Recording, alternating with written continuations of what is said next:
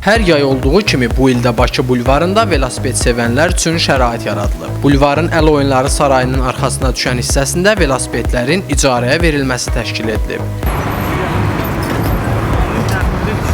Bulvarın yeni tikilmiş hissəsində yeni velosiped xəttinin salınması günün istənilən saatında insanlara şərait yaradır ki, onlar burada velosiped sürsünlər.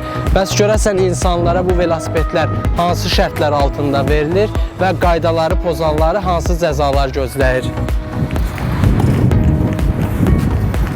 Yerli sakinlər velosipedləri daha çox bir neçə saatlığa, əcnəbilər isə sutkalıq icarəyə götürməyə üstünlük verir. Velosipedin 1 saatlıq icarəsi birinci saat üçün 2 manat, növbəti saatlar üçün isə 1 manatdan hesablanır. Arada gəlirik, həvəskar kimi və sağlamlıq üçün yəqin ki faydalıdır. Onun dışında gəlirik tez-tez burada velosiped sürməyə. Yaxşı da şərait var. İlk dəfədir burada oluram. Xoşdur, xoş təəssürat bağışlayıb. Məsələn, velosipedlə bağlı belə biliklərim azdır. Amma elə arada həvəskar deyiləm. Arada gəlib sürənəm belə. Qaydaları bilirsən bəs? Qaydaları indi öyrətdilər. Qaydalar zolaqlarda sürməkdir ancaq. Yəni zolaqdan kənara çıxmaq olmaz. Məsələn, vaxt verirlər 1 saat ərzində ödəniş ödəyirik.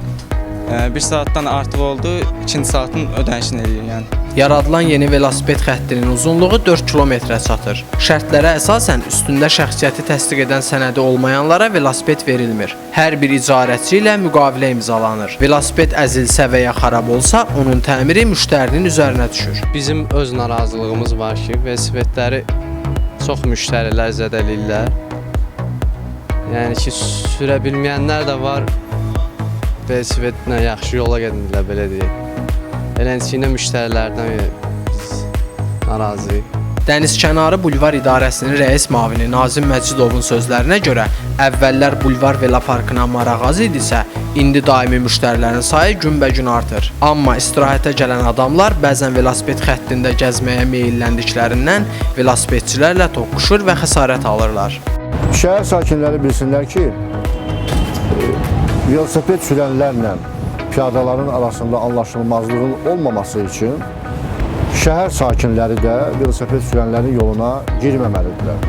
Hər halda əgər yolu keçmək məqsədi ilə girirlərsə, bu ani, bir neçə saniyəlik olan bir hadisədir. Amma velosiped xətti ilə o tərəfə, bu tərəfə gəzmək, xüsusilə də yaşlı insanlar, kiçik uşaqlarla orada hərəkət edirlərsə, bu qəti qadağandır. Çünki necə ki, şəhər sakinləri velosiped sürənlərdən gileylənirlər, öz şikayətlərini bildirirlər ki, onların rahat gəzilməsinə mane olur.